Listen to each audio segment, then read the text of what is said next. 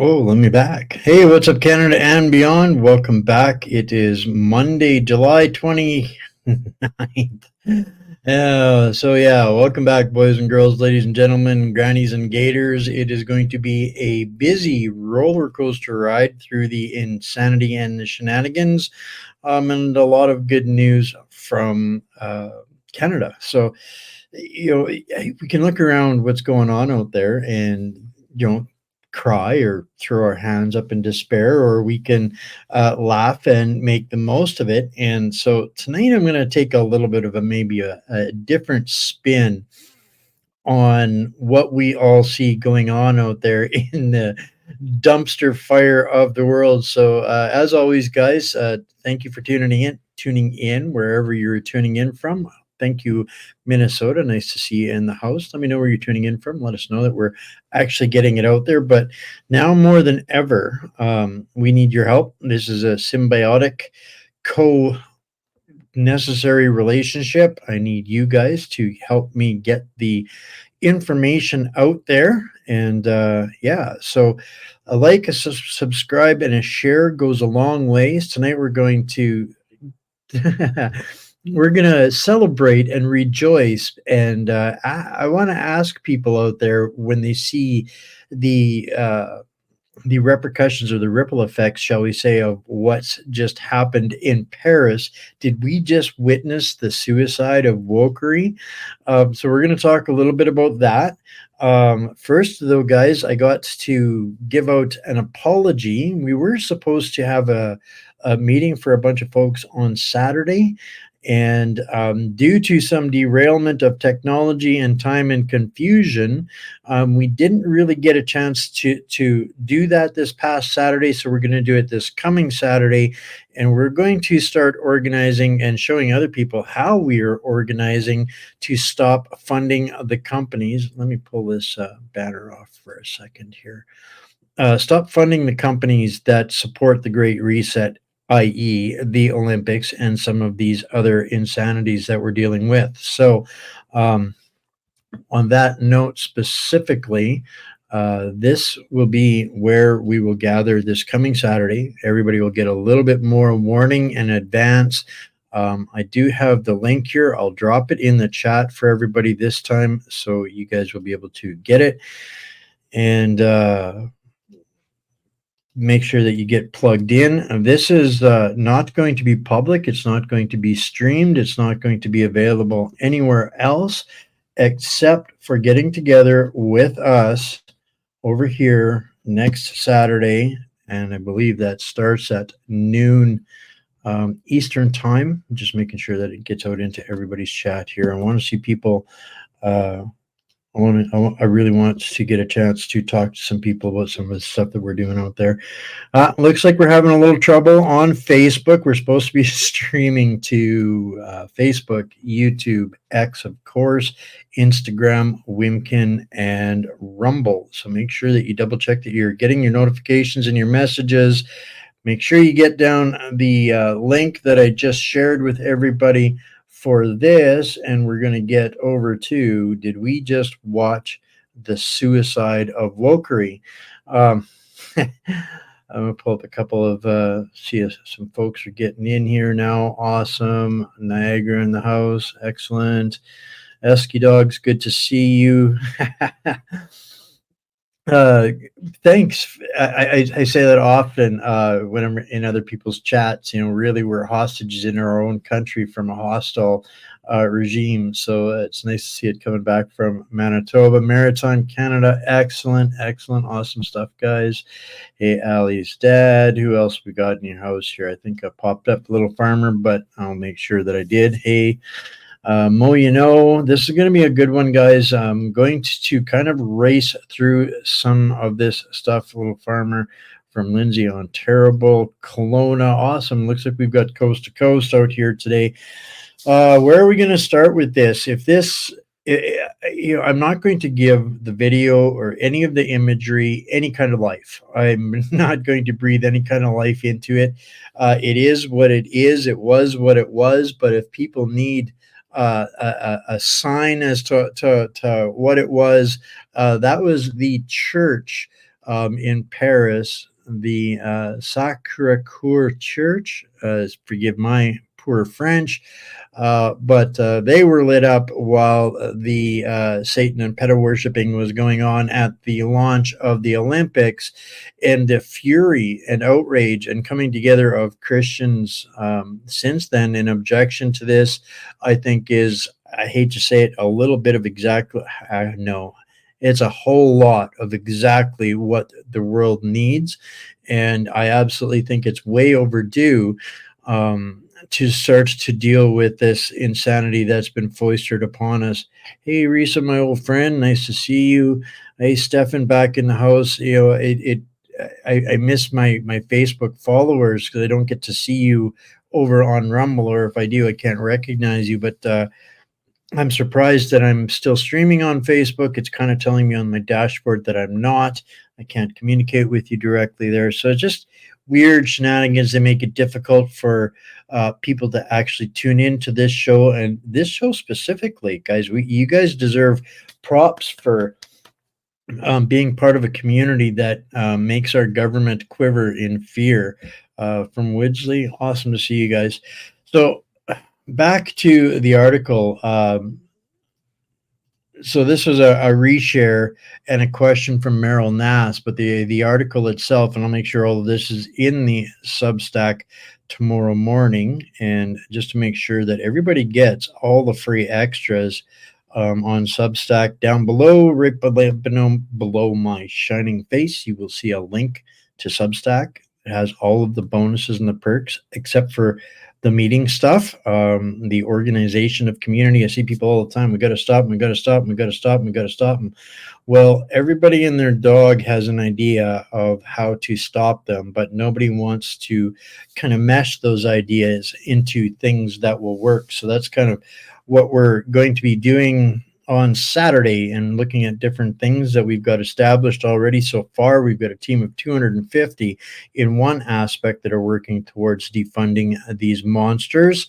And I'm looking forward to expanding on that. So this article, and I'm only going to read the first paragraph of this. Everybody can go and look it up tomorrow and read the rest of it. But because it's definitely PG-13, shall we say? And although I don't agree with the vernacular and verbiage that everybody uses, I think that this was worth highlighting, at least the first paragraph. So, did we just witness the suicide of wokery? I think you saw what's called in the argot of progressive thinking, the queering of the Olympics, the hijacking and making it, turning it queer. That was some spectacle. First, Death on a Pale Horse came galloping down the Seine River, so that no one would miss the point of the symbolism to follow. The beheaded Marie Antoinette portrayed sitting in the window of a flaming palais. Revolution, anyone? Then a tableau variant of Da Vinci's The Last Supper, queered to the max, with a tattooed land whale in the Jesus seat offering a Satan hand signal among the swaying drag queens. Plus one child ostentatiously in the mix. Say what? Followed by a blue Dionysus crooning about nudity new on a giant fruit platter with his junk clearly on display among the cherries and nectarines. It rained, Tempe. The power went out, and Paris ceased to be the city of light. Hence, referring to this imagery. So there's a lot to unpack and digest there, and this is obviously the reason why this article intrigued me is this is obviously not somebody that is a Christian that wrote this, but yet he is absolutely standing up and identifying the absurdity and the capture of what that was. And I think that that's something that the world needs to grasp, and take a look at this. And this whole story about the woke Olympics, and the insanity that it's turned into. This was such an insult to the greater world's population. And It should be embarrassing to us when nations like Iran and Russia don't take part, albeit for many other reasons, but they stand up and publicly address the insult that this is or should be to all Christians. And that just rattles my brain to the max. Um, we have supposedly or allegedly the worst enemies of our societies actually standing up for our societies where we won't. Disturbing. That being said, there has been a lot of peaceful protest against what has happened.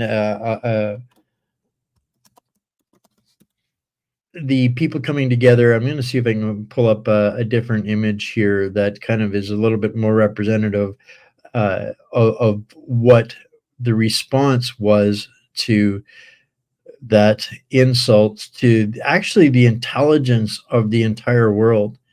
It's interesting that X isn't really letting me find some of the imagery I was finding earlier. Um, that's okay. I'll keep looking here while I'm talking. But there are 50, tens and tens of thousands of French came out, Christians, Catholics, for a candlelight vigil the next night, I believe it was. And I'm not following this. I won't give it any light or life. But there was an appropriate response to this, and I genuinely think that this is kind of marking a turning point, and Europe may just be leading the way a little bit on that. So this is where I'm going to introduce you all to somebody else who is definitely a nasty part of all of this, but it comes to us through a different story than what I expected. Um, so I'm going to go back to right to the beginning of where I'm going to start off tonight. All right. So conspiracy theorists, otherwise known as people capable of pattern recognition. I tell people all the time, I don't have a crystal ball. I just recognize patterns in systems.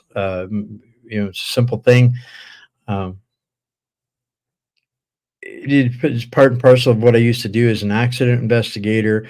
Just so it was this just is natural to me. It's not for everybody, and I understand that. But pattern recognition, according to IQ test designers, is a key determinant of a person's potential to think logically, verbally, numerically, and spatially. Compared to all mental abilities, pattern recognition is said to have the highest correlation with the so-called general intelligence factor. Um, According to a study in Psychology Today of January 2018. I don't know about IQ or anything else like that. I just know that I see shenanigans and I see systems and I see patterns therein, and I address them and I bring them to the public, or I find people that can um, uh, make those, accurate statements. I ask questions and find experts that can answer. I do want to pull this up. Can you confirm that Facebook and Google are censoring news about the Trump assassination, implying that it didn't happen and that Google is hiding the search? 100%, it's happening. There's one of the things that I encourage people is Elon could build a new Google in 5 minutes. He's basically got the same mechanics already established um, in X or Twitter, whatever you want to call it. So I think it's high time for them to lose their monopoly. I mean, it's not really a monopoly, but they control 99% of it. So yeah, tens of thousands, many thousands.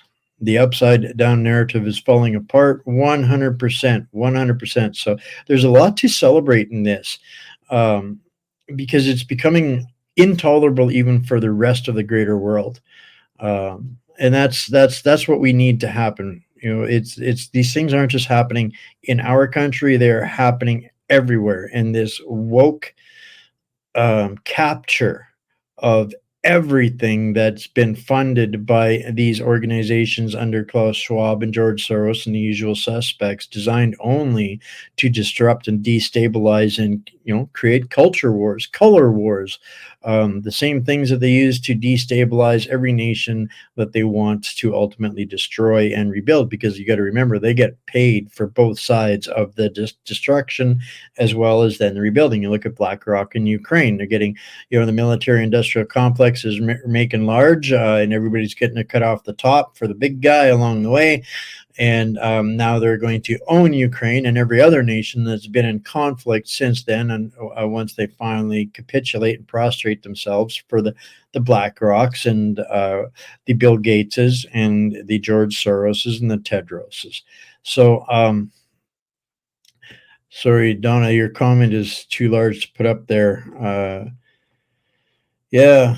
Uh, Thanks for giving it a share on Facebook.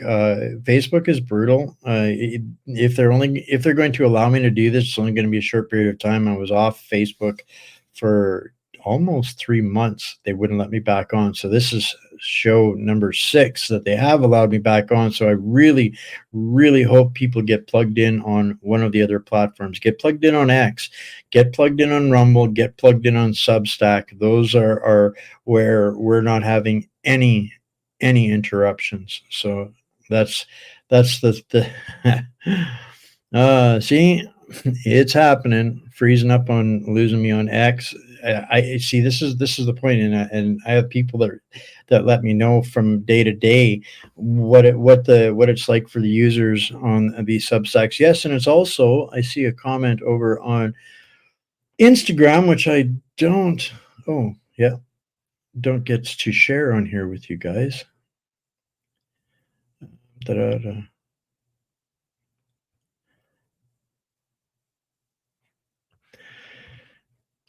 Yeah, there's a lot to look for. I don't want to say the silver lining, because there's a long ways before we get this insanity over with. So the week by week, we have to still keep going, but most people aren't getting told or notified of the wins. So this week, I'm going to start off slightly differently. Last week, I liked to give a shout out to Dr. Trotsy, and he gets together with Ted Kuntz of Vaccine Choice Canada, and every week we get together. During this summer, they took alternative weeks off to let people live, but every other Friday we get together for a kind of a update and leadership meeting.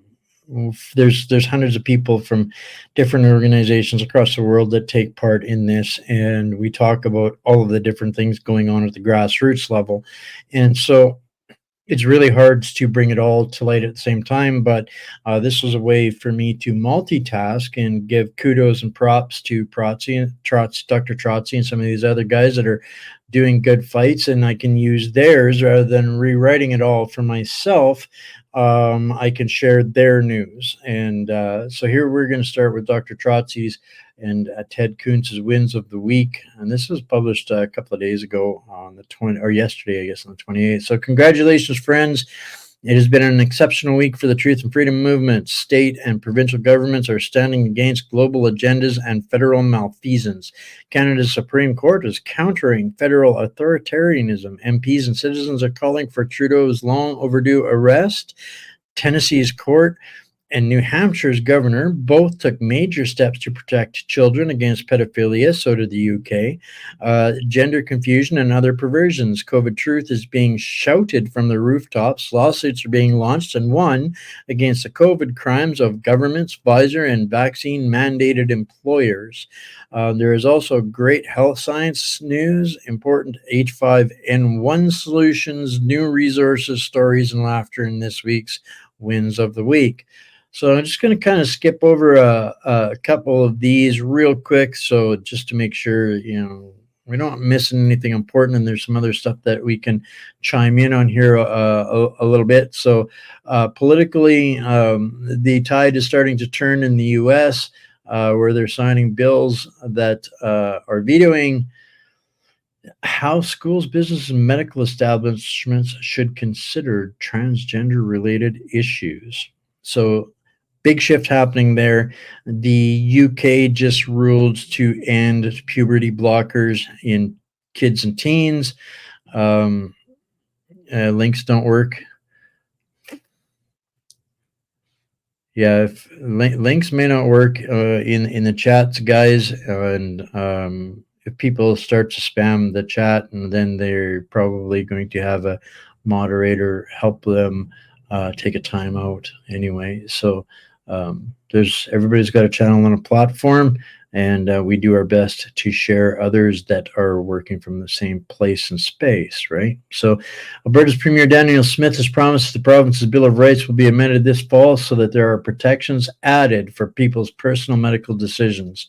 So that's, people are listening. People are listening. This is, when this all started going on, I knew that the wheels of justice moved ever so slow compared to the real world where life just never stops 24/7, 365. It is ticking by this digital space, and it's interconnected internationally, so it never stops. And the justice system and and reality are disconnected in that respect. So telling it like it is, Dr. Michael Yeadon, a former vice president of Pfizer, provides some pretty blunt words that tells it like it is. We're in the middle of the biggest crime spree in history. It's global. It has the intent of control, removing everybody's freedoms, and will involve killing further millions, if not billions, of people.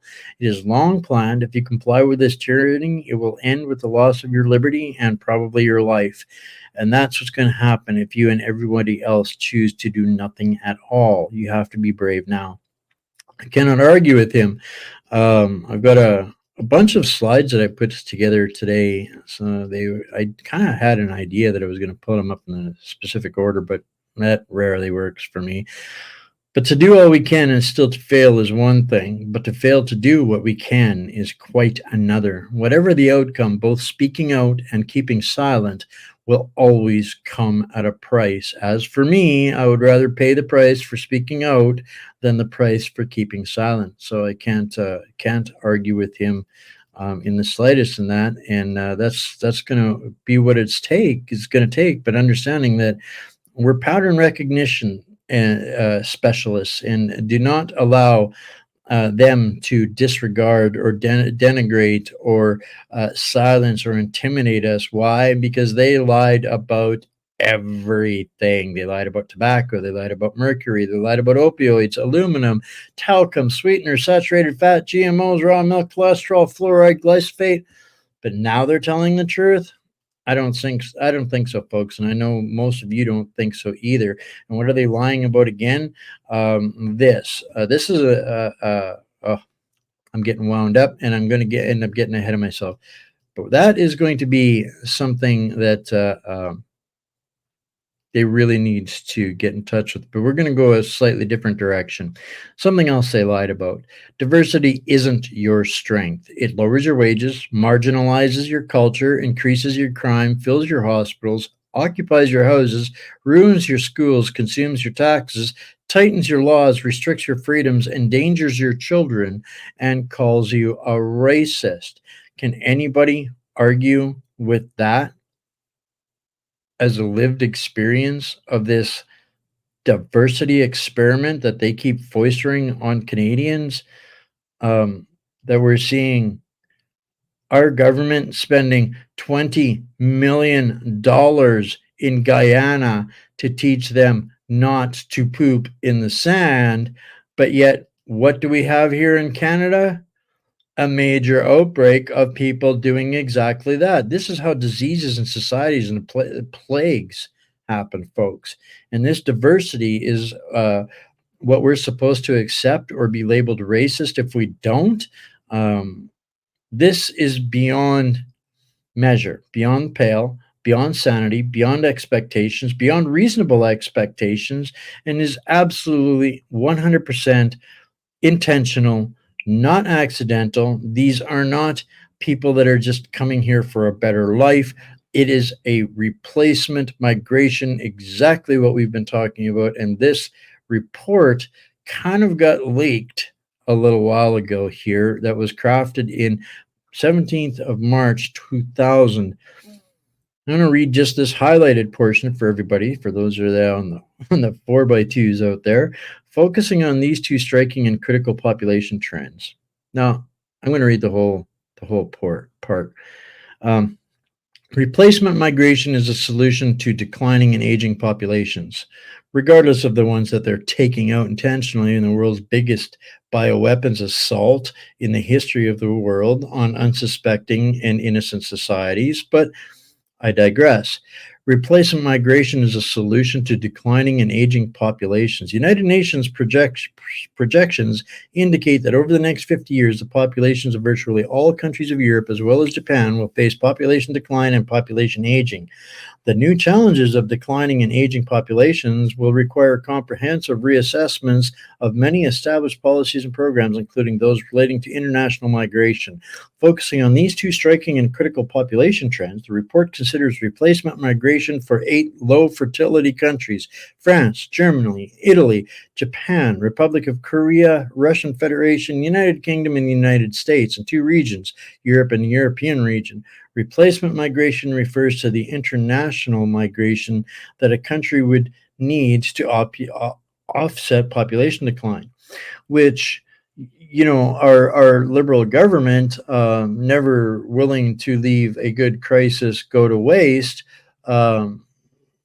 He wasn't going to be left out on that in any way, shape, or form. So let's hear. Uh-oh, I'm going to have an issue with this. It's not going to. Let's see. YouTube and Google have really been messing up today. Let's see. Because it won't let me share the audio on what I was going to play for you guys.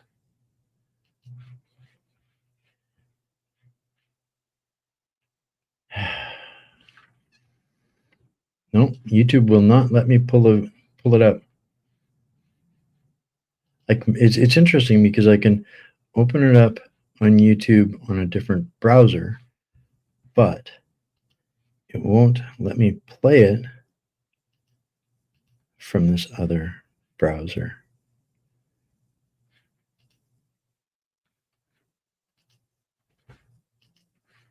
Let's see if the audio comes through on this, guys. There are already immense pressures on our system, yet Trudeau thinks the solution is to bring in even more people. This video is a prime example of a leader completely unqualified for his job. Is Trudeau's delusional solution really helping Canadians? Let's discuss the reality of his so-called solutions and how they are impacting our nation negatively. First off, it's no secret that our healthcare system is struggling. Wait times are up, resources are stretched thin, and healthcare professionals are burning out. Instead of addressing these critical issues, Trudeau seems to think that increasing the population will somehow solve our problems. It's a move that defies logic and common sense. Trudeau's approach only adds to the burden. With an influx of people, the already overstressed healthcare and social systems face even more strain. Emergency rooms are crowded, hospitals are at capacity, and finding a family doctor is becoming an impossible task. The Liberal government has had 9 years to fix these issues, but under Trudeau's leadership, things have only gotten worse. Under Trudeau's leadership, the housing market is another area where Trudeau's policies are failing Canadians. Under Trudeau's leadership, we've gotten 42% more people this year already than we did all of last year. That is his solution. So anybody that doubts the idea or the concept of this population replacement theory, he literally states it. Maybe I should let you guys play that. He let you guys hear that. More people coming in, demand for housing skyrockets, driving prices up, and making it even harder for Canadians to. I didn't have this queued up very well as far as for Trudeau's speech, but yeah, I know you guys really don't want to don't want to hear from him anyways. And how serious are these people about making sure that he gets his population replaced? I'll pull up this video for you all instead. Bombshell allegations of hypocrisy have rocked Trudeau's government to its core, threatening to shatter Canada's global image as a principled defender of human rights. The controversy erupted after whistleblowers exposed the Liberals' discriminatory double standards in refugee policy. Officials warned Trudeau against granting special treatment to Ukrainian asylum seekers, but political pandering trumped expert counsel. Now Trudeau faces accusations of favoring trendy causes while neglecting desperate refugees. The stunning lawsuit claims Trudeau's Liberals ignored warnings and prioritized Ukrainian refugees. Trudeau built his brand on compassion and moral clarity, but insiders allege that behind closed doors, political calculations drive refugee decisions more than humanitarian needs. With an election looming, the scandal threatens to destroy trust in Trudeau's integrity. How will the PM escape scrutiny this time? Revelations of two-faced politics undermining refugee human rights have left Trudeau's critics demanding answers, while even loyalists whisper shattered illusions. Trudeau risks being unmasked as just another vote-seeking politician playing fast and loose with people's lives. Welcome back to Street. So I'm going to stop that one right there. So the base of the allegations is that he's giving double standards to Ukrainian refugees, and it's interesting because I've gotten some off-the-record feedback that, from people that are having issues with the Ukrainian refugees not respecting anything or not having any work ethic. Well, they don't need to, because Trudeau is very comfortably picking up the tab for all of them. Trudeau's out of control. And there's more. We're going to spend a little bit of time on some of the stuff that is throwing, shall we say, aviation fuel into the dumpster fire of the Trudeau government. Absolutely. Yep. 3,000 people from Gaza. He won't face his own cabinet. Absolutely. Everybody's getting Ukrainian refugees, and they're getting them on the dime. These people are being brought on the host nation's dime, no expense spared. So this is beyond insanity. And I want to bring up just another graphic that I came across today that I think bears understanding. There's a lot going on in elections this year, last year. I've got a video pulled up here that I'm going to play with you guys. I've seen some others that have been talking about. Obviously the elections, the current election and the current election cycle. But this is kind of the timeline of Venezuela, and we didn't get to see the collapse of Venezuela. They removed that, if everybody remembers correctly, they removed all access to the Venezuela situation, exactly like the Google is doing right now with the Trump assassination attempt. And it's interesting because we were all warned that Google was capable of doing this and was capable of stealing elections. People didn't want to believe it; they didn't want to buy it. But this is beyond putting into the box now, and especially with something as blatantly clear as the assassination attempt on Trump. But this is the desperation of the deep state, and Venezuela is not out of trouble. As a matter of fact, I think that they're in deep, and we need to pay attention to what's going on in Venezuela, because it is a direct reflection of what we're set up for, the same, tick list of, probably not in the same timeline, but Canada is absolutely the next Venezuela. So in 92, they became the third richest country in the hemisphere. 97 became the second largest purchasers of F-150 trucks. 2001 voted for socialist president. Income inequality. He was going to make it equal for everybody. Universal basic income, right? Sound a little familiar in 2001. Private health care is completely socialized. Well, our healthcare has been completely bought up by big pharma. 100%, not a single Canadian taxpayer dollar goes to pharmacare or healthcare in Canada. It all goes to the Ukraine and elsewhere. 2007, all higher education becomes free. Socialists banned private ownership of guns. What are they trying here? Pretty obvious there. Bernie Sanders praises their American dream. Opposition leaders are imprisoned. That's the democracy we're fighting for in Ukraine, and giving billions and billions of dollars to for that kind of democracy, for an illegitimate dictator that jailed all the opposition and all the churches, pastors and preachers in the country. And yeah, pretty bizarre. But hey, that's democracy, right? Food and healthcare shortages become widespread. This is a part that scares me. That's some of the things that we're going to be talking about on Saturday in that private meeting. The Constitution and elections are suspended. Gee, that doesn't happen in democracies, not like the ones in Ukraine anyways, right? Does it? Or Venezuela? Unarmed citizens massacred by their own government. Pretty much the timeline of Ukraine, just with different numbers and perhaps a slightly different order, but at the end of the day, it's the same outcome. And one of the things that I've seen here is this attempt, and we talked about this a couple of weeks ago when we talked about them using words. Like, for example, this is a big one, the international rules-based order. Well, a rules-based order has nothing to do with law and order, and the international community gets to decide which rules apply to thee and don't to me. So that's kind of, in essence, what they're reestablishing on a global scale. And if you don't like it, this is what some of the experts are starting to say. This was in May, just a couple of months ago this year. Too many angry young men with no prospects, say top Canadian psychiatrists, leading push to expand MAID access as means of combating growing ideological extremism. These mental health specialists argue many young men prone to extremism would likely opt for MAID over engaging in acts of terror if the option was available to them. That makes my blood run cold.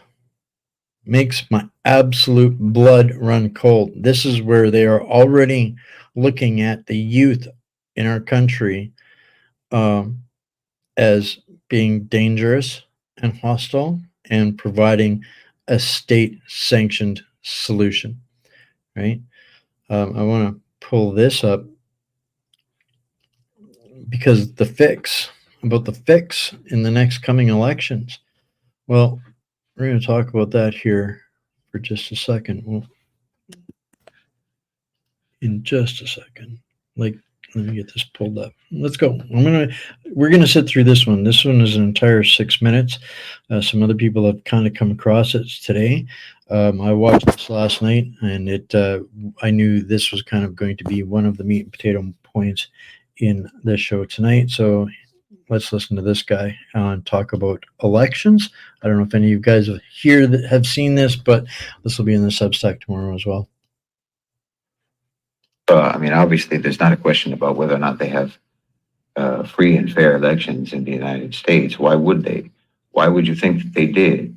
They interfere with elections all around the world. They interfere with the election just recently in South Africa.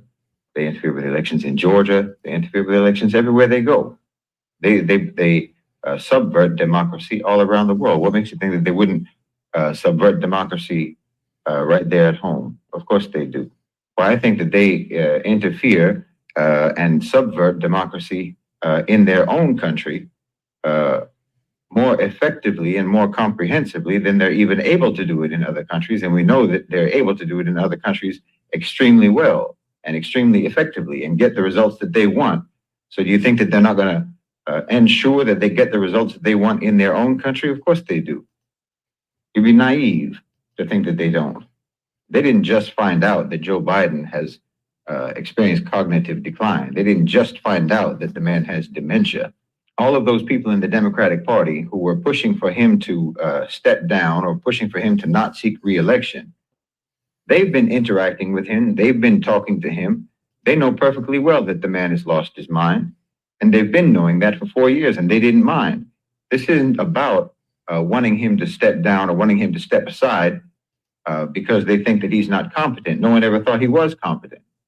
What it's about is that you know that when your own people, your own Democrats, your own liberals are making fun of Joe Biden online, on social media, on television, in the mainstream media, and so on, the man has become a laughingstock.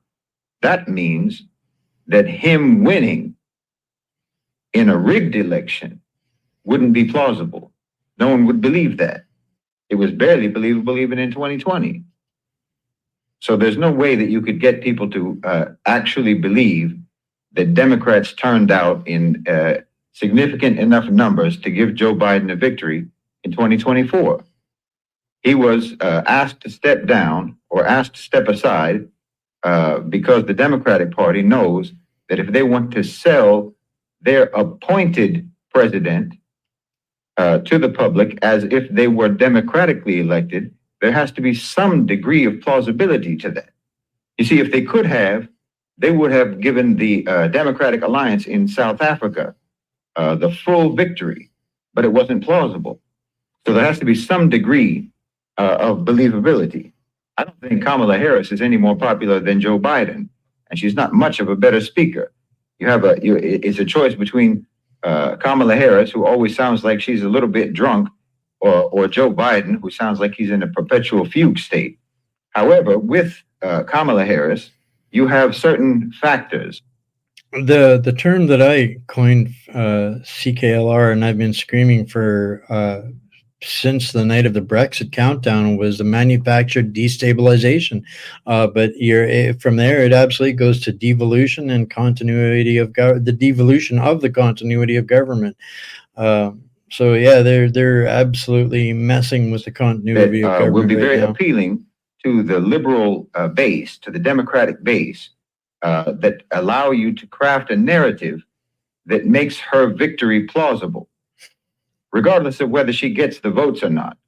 If she's appointed as the winner in a rigged, unfree, unfair election, which is what you have in the United States, because, as I say, that's what the United States tries to ensure you have everywhere else in the world. So you better believe that they make sure that in their own country, it's just as controlled and managed a process as it is a controlled and managed process anywhere else in the world that the U.S. has a hand in it. So when they appoint the candidate whom they want to win, who they've decided to win, who the oligarchs have decided should win, they need there to be some democratic plausibility to that win to make people think, either make people think that yes, they did this candidate did in fact win, or you make such a convincing and coercive and manipulative narrative around that candidate that no one will admit that they didn't vote for that candidate.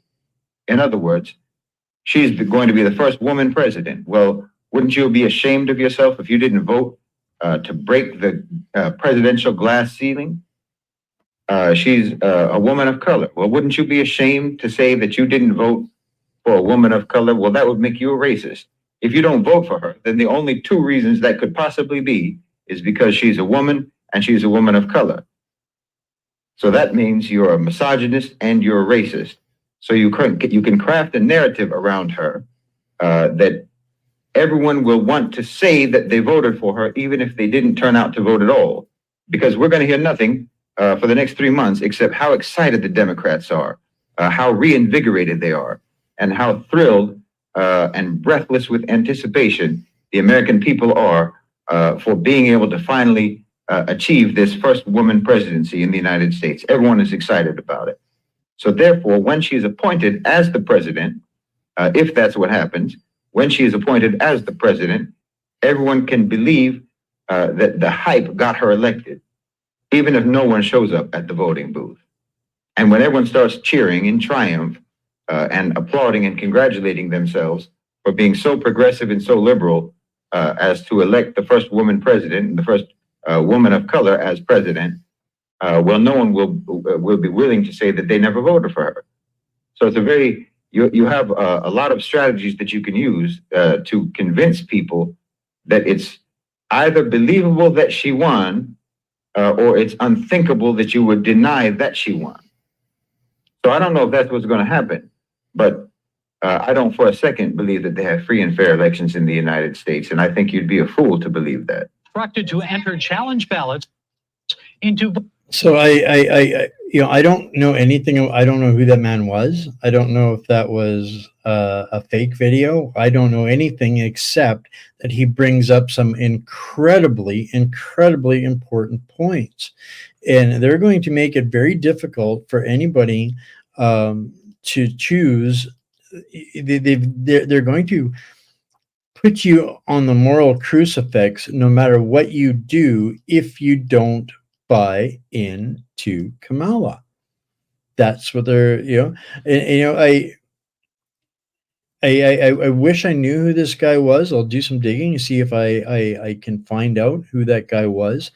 But there's so much to what he said in there, and I wanted to pull back up to Billy's comment. What stage of Bezmezov's vision are we in right now? I know, right? Really, that refresher course has come back so many times over the last couple of days to kind of haunt the whole universe of the insanity that's going on. So I think that they're terrified of Trump because he will end the Ukraine conflict, and to me, there's still so much that doesn't add up, but absolutely they are terrified of Trump in this election. And so the instant they came out with the poll saying that Kamala was even close to Trump, it was absolutely, that's when I knew they were going for the fix. And I've seen videos today of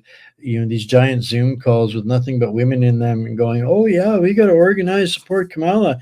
Well, if Kamala gets in, all of your sons and daughters are going to be dead in conflicts that mean absolutely nothing in places like Gaza and Iran and Ukraine. That's what you're going to get with Kamala Harris. And so these women that are screeching in support of breaking the glass ceiling for Kamala Harris are absolutely the deaf and blind and liberals. I couldn't agree with you more, Tammy. She always sounds like she's drum hammered. It really does. Hey Murphy, good to see you. It's one of our American friends. Photo ID and fingerprint requirements that they don't have in the US. I can't speak to that, but I can say that there is mass challenges in the country right now by people that are saying that it was rigged, it was fixed, and I guess we're going to have to wait and see how the evidence turns out. But this has been a long cycle of stolen elections in Venezuela. I'll be paying more attention to that. I think that I think they have somebody else in mind, yes, but I don't think the others in mind want any part of trying to save the Democratic Party. I don't think that anybody with half a brain would not want that job at all. It does absolutely 100%. Brenda Raven does a disservice to women and minorities. She has already said some of the most outrageous things, and there's no way that if anybody's listening to the Black community that they support Kamala. I don't believe for a second. 100% very disliked, most unpopular. What stage? I don't want to say which stage we're at exactly. I think that we're kind of between stages, Billy. Definitely between 3 and 4.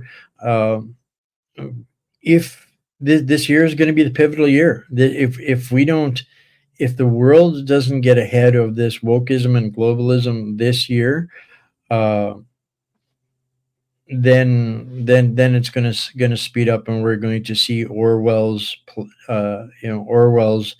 vision turned into the practical thing that we're gonna have to deal with. The reality versus fantasy. I'm going to be getting a fella on here that can hopefully help people deal with exactly that.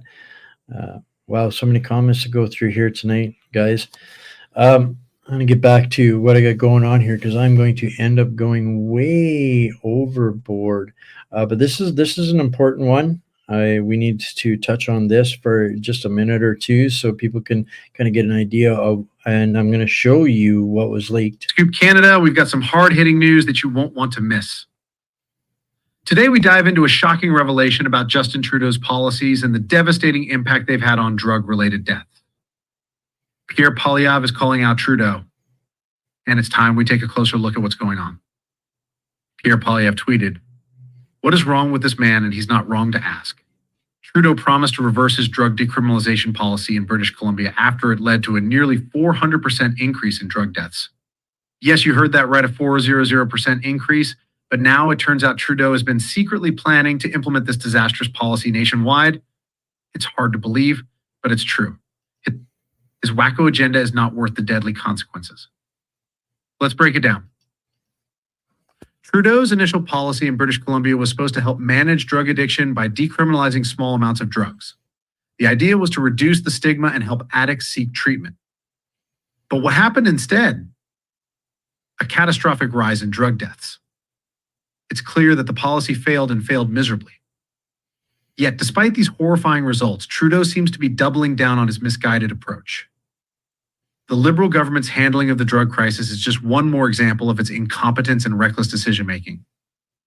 Trudeau's policy didn't just fail, it led to more deaths, more heartbreak, and more families torn apart. Now, I'm not playing this as an endorsement for Pierre Poilievre. There's no answer in Pierre Poilievre. We cannot vote our way out of this, guys, and I'll get on that in just a few minutes. I'll close out with probably what I think is the biggest story of the day that I'm going to cover, but I'm going to bring up what they're referring to in this national decriminalization program. And what was actually leaked was that they continue to work with willing jurisdictions to use all tools at their disposal to address this crisis, including approaches to decriminalization. But they're planning on adding things like crack and cocaine and heroin to the list. So they're going to be bumping up the number of drugs that people can access from these clinics in these safe distribution centers, etc. So kind of comes back to this lady and what they have planned for the youth. If it would be a way for them to deal with the problem, the final solution. This is what they've got planned for us. But the good news is there's more good news, is that they're not really going to get away with it. Now there was a bunch of other stuff that I was going to cover here tonight, but we're not going to get to that because we're going to do something else. And I'm going to play this video instead. And I never like to say, "I told you so," but I will say, I freaking nailed it. Ladies and gentlemen, I nailed it. I've been talking about this for a couple of years. I've been saying that it's coming since people started talking about election. I said this one's going to be very, very different, and I tried to tell people why. People think I'm batshit cray-cray, and I actually genuinely think this is one of the reasons why they keep this platform and this community so dethrottled and hidden. You guys need to hear from the people in Quebec exactly what I've been telling everybody is coming. So check this video. Oh, I'm trying to get it started in the wrong spot. Go figure, right? Justin Trudeau has finally pissed off Quebec enough to the point where there's this new party that formed in 2022 called the Canadian Party for Quebec. Now, not only do we have the Bloc that are trying to be separatist, but we got these guys as well, and they're actually pushing for another referendum, but this time a lot more seriously. Here's what they had to say. Hello and thank you. My name is Will Tulin, the Canadian Party and youth critic. I hail from Pontiac, Quebec, a beautiful region in our nation's national capital region.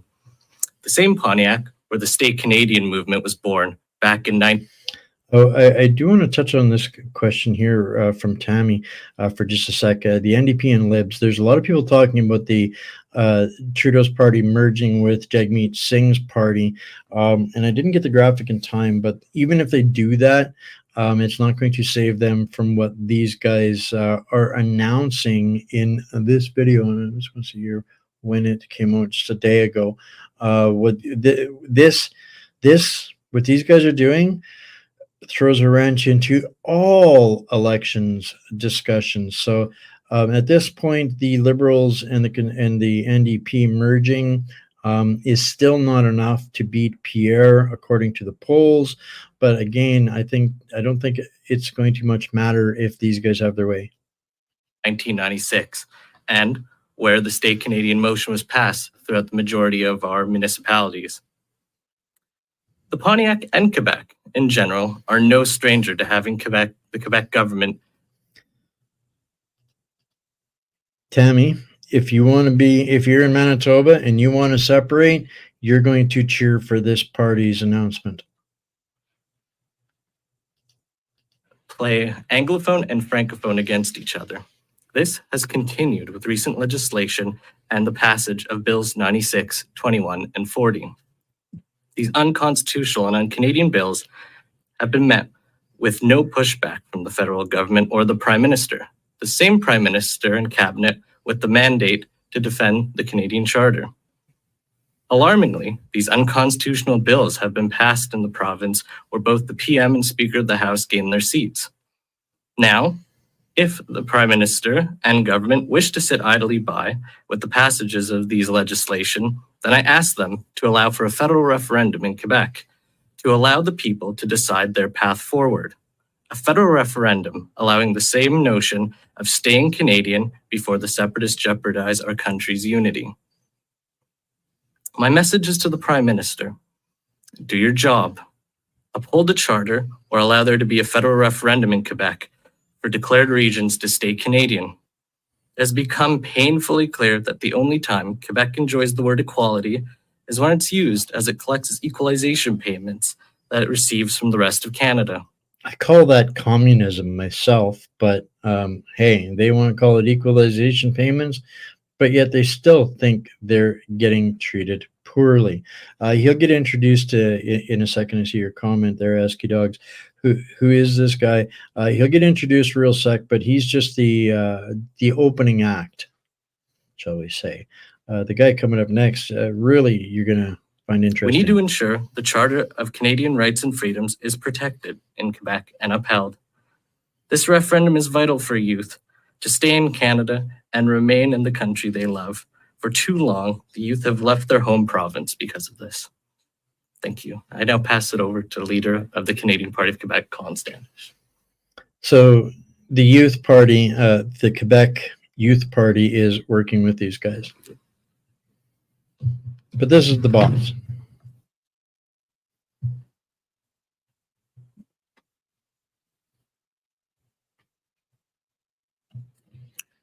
We are the Canadian Party of Quebec. I'm co-leader Colin Standish, and I'm standing with Murtis Fossey to my left, party co-leader, and Will Tulin, youth critic, to my right, and as well joined by Keith Henderson, a member of our board of directors, former leader of the Equality Party of Quebec. Murtis is a psychologist from Bill St. Laurent. Will hails from the Pontiac region as a student at the University of Ottawa. Keith is a former professor at Vanier College. The Canadian Party, an official provincial political party in Quebec, offers a bold, forward-looking, federalist vision of Quebec to encourage a renaissance that makes our province a major economic, cultural, and linguistic rights hub for Canada and all of North America. We are a federal jurisdiction. Serious established, responsible citizens who have been abandoned by the mainstream political parties, federalist and provincial. And we believe Quebecers deserve a better option. We have created a political party since 2022 to speak on behalf of people orphaned by the political process. English speakers, allophones, French speakers, Indigenous peoples, and visible minorities. We are looking to our communities and all of Quebec society for support and input to our next steps. We are a party that stands for decency, fairness, and respect for rights. In particular, we stand for minority rights, Indigenous rights, linguistic rights, religious freedoms, bilingualism, and national unity. We are here today to implore the Government of Canada, members of Parliament, senators, ministers of the Crown, members of the Privy Council, and all Canadians to take definitive action to protect the interests of Canada and Canadians in the province of Quebec.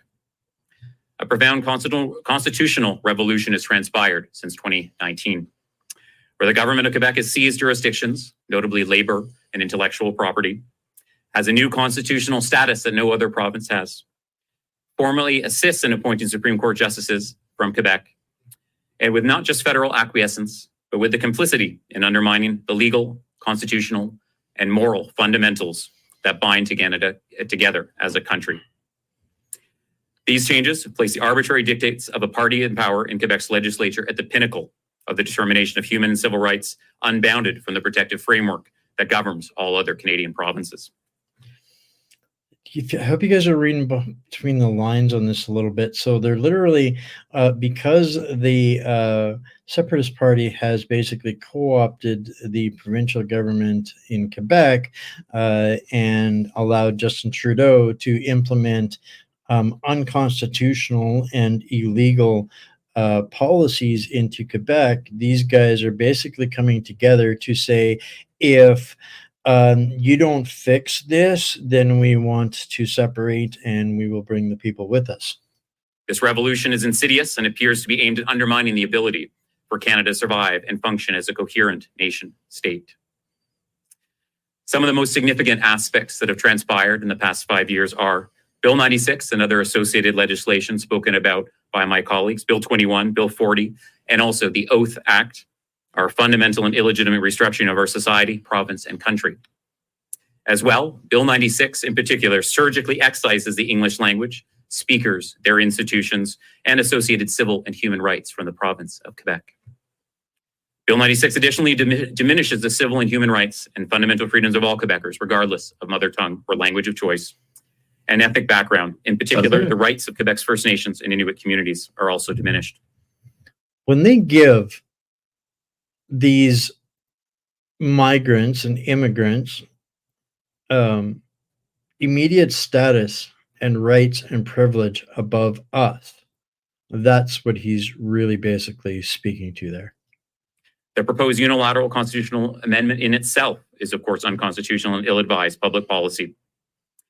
Changes to Bill 101's interpretive framework alongside Bill 96, the Quebec Charter of Human Rights and Freedoms, and other provincial laws will distort fundamental freedoms and human rights for decades and centuries to come if they are not changed.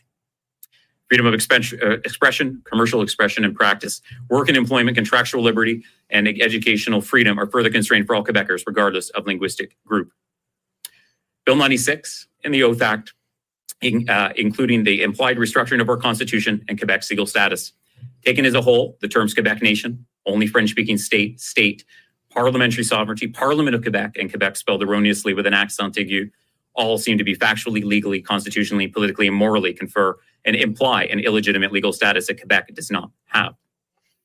So what he's saying there is all of the documentation that they're putting out there that is misspelled or inaccurate and reflects actual jurisdiction has absolutely no real jurisdiction. That's some pretty powerful allegations or statements. Additionally, the aspects of Bill 96 which purport to confer some unique and singular officialdom on the French language are either declaratory and symbolic or of no legal force and effect. These matters are simply outside the legislative competence of the Quebec legislature.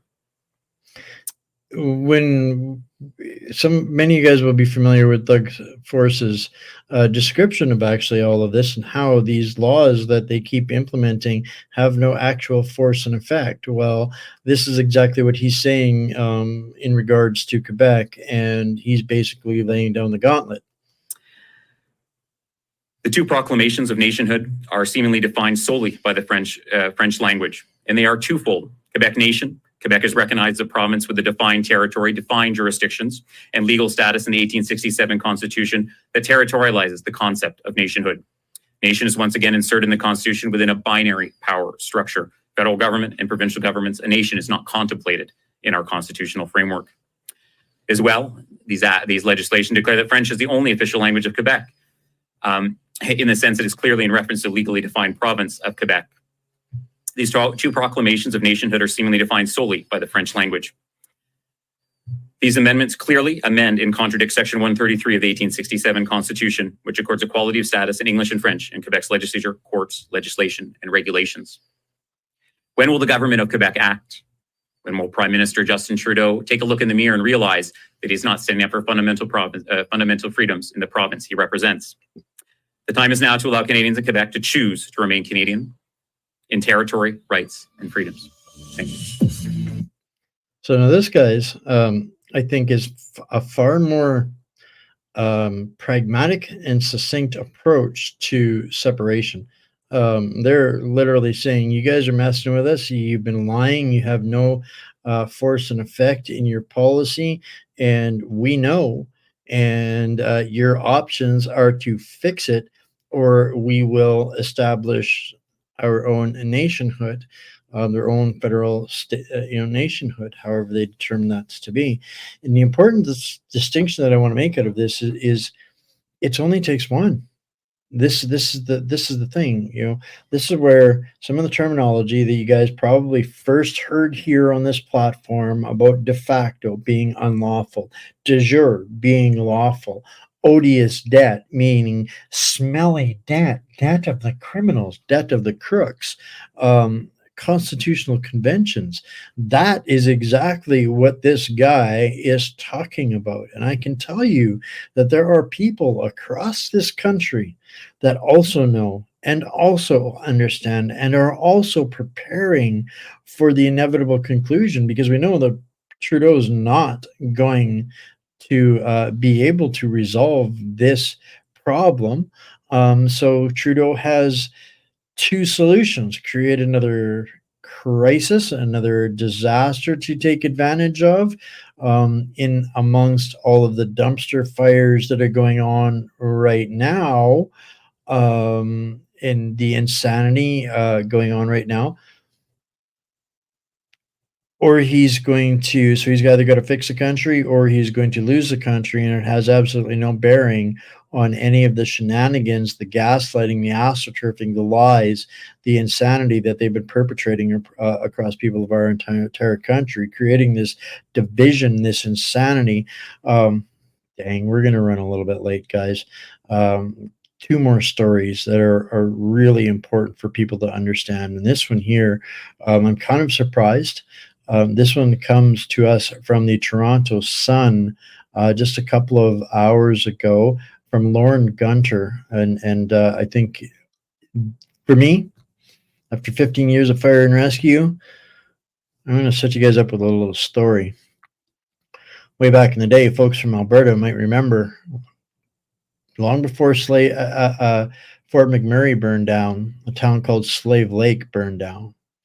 Well, about 8 years before Slave Lake burned down, I spent 10 days of my life in the most dangerous situation I've ever been in my life, stopping the fire that should have burned Slave Lake down. Literally, 10 days in the most dangerous circumstances of my life. Literally melted the windshield out of my fire truck, stopping the fire in Slave Lake. And when we saved that town, we told them how to protect that town. We told them, and we told them, and they didn't do it. Wouldn't you know it? A few years later, it burned down. Fort McMurray is burned down. Other places have burned down. Now we've got Jasper burning down. And it is not Mother Nature's doing, guys. And I am so pleased to hear what Lauren Gunter had to say here today. I have to share this with you all. In the coming weeks, you're going to hear an awful lot about how climate change caused the devastating fire in Jasper last week. Don't believe a word of it. Already there are liberal MPs and environmentalists who've been saying, see, this is what happens when we don't get our emissions under control. We need electric vehicles. We need wind turbines. We need solar panels. We need heat pumps instead of furnaces. That's not what caused it. What caused this was woke environmentalism at Parks Canada. For nearly 25 years, Parks Canada has been refusing to thin out dead trees in Jasper. 100%. By last year, 44% of all the trees in Jasper have been killed by a mountain pine beetle infestation. And Parks Canada just let them stand there. They were like giant matchsticks. 100%. Going on for kilometer after kilometer. Environment Canada and Parks Canada had thinned out about 1.6 hectares of the forest. And here's the thing with this particular fire that I want to make very, very clear. Most of these fires likely are set. In this particular case, I don't believe it was. I don't believe it was an arsonist. A lot of people are looking at that. It absolutely is intentional, but it's not for the same reasons. And I can tell you, this is the same thing that we told Slave Lake before they burned down, is exactly what he's talking about here. People don't understand these forests, these coniferous forests. This is hardwood. It burns so fast and so hot.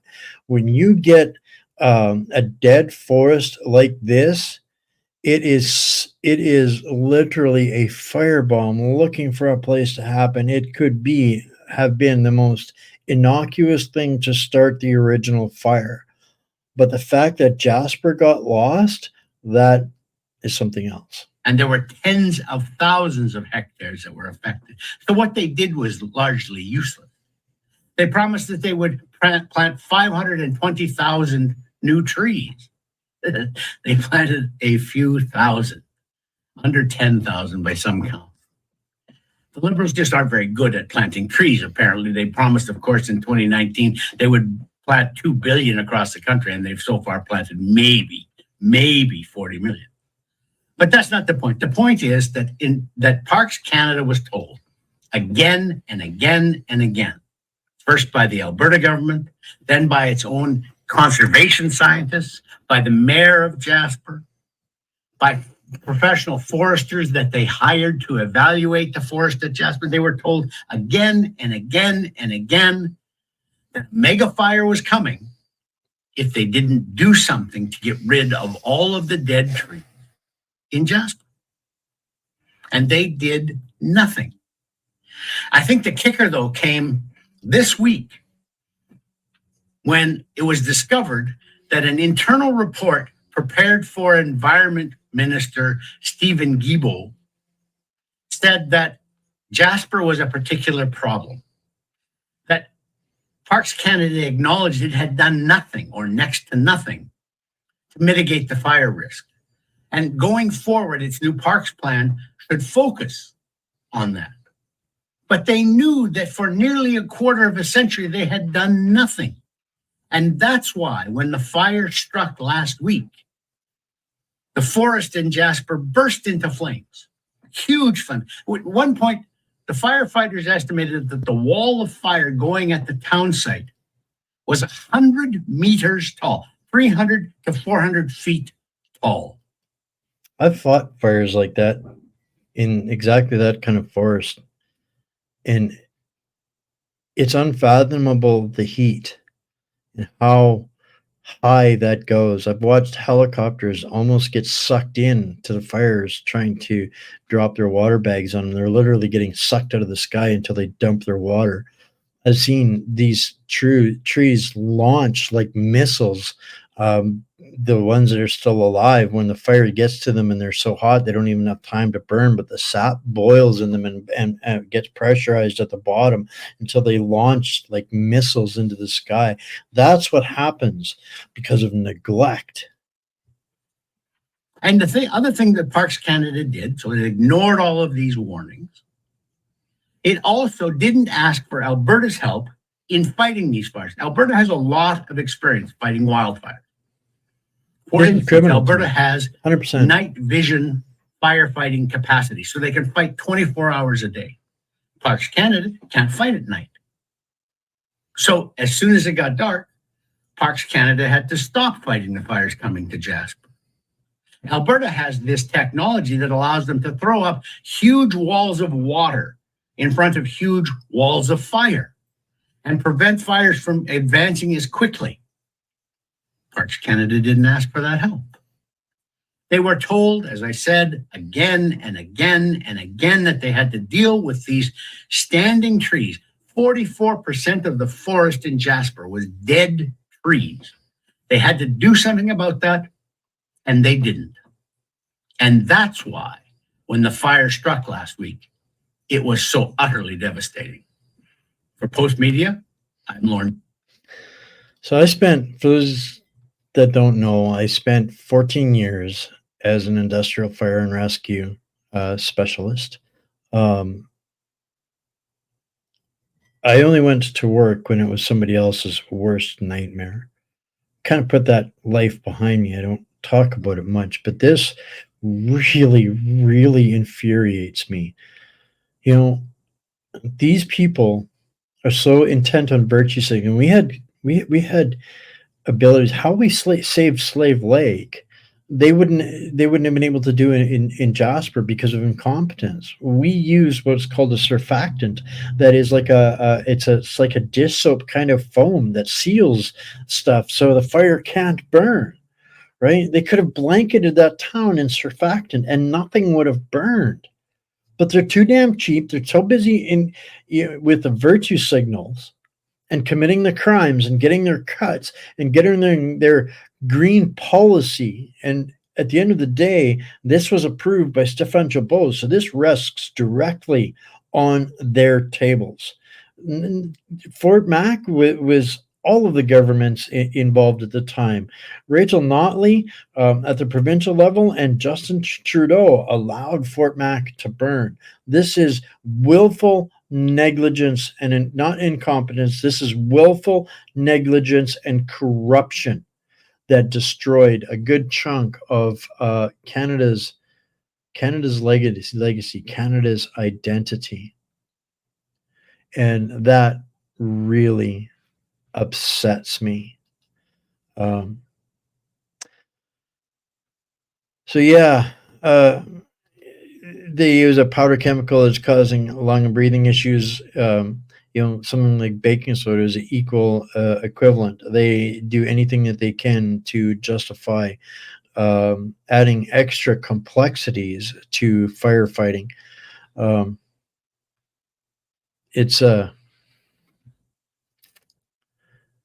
It's really, you said it, Old Saucy. It's personal. It's personal. I spent my life, the better part of my physical best making sure that everybody went home and nobody suffered. And now these guys weaponize that in order to manufacture their crises, their climate crises. So yeah, this is all part of the destabilization, the manufactured destruction, the taking out of our culture, and the weaponizing of everything else. I don't know. It's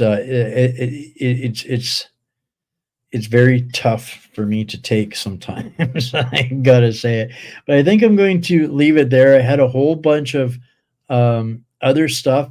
I will pull up just a little teaser beezer for one of the stories that I was going to do tonight, but got way too long and I got a little too emotional. So it's time to drop it off at this. But tomorrow is going to be jam-packed as well. Again, guys, for those that have been keeping up, and I know it's not easy to do since I committed to 5 days a week, Monday to Friday, 6 o'clock Central, 7 Eastern. I have been jamming some serious amounts of information into every show, every single night and producing the links and all of the information in the Substack that you can find down below. So a little teaser on some good news for tomorrow that we're going to dive into, and I want to talk about this tomorrow. We're going to have James Roguski on for a little later this week, just kind of narrowing down a time to give us an update. But there is no buzzard, bug, flu, none, zero, nothing. The powers that be are trying to use the fake fraud overcycled RT-PCR process to create a pandemic. And that's from Dr. Paul Alexander, one of the best forensics, medical forensics experts on the planet, bar none. So I just want to leave everybody with a little bit of good news after that crisis and chaos stuff.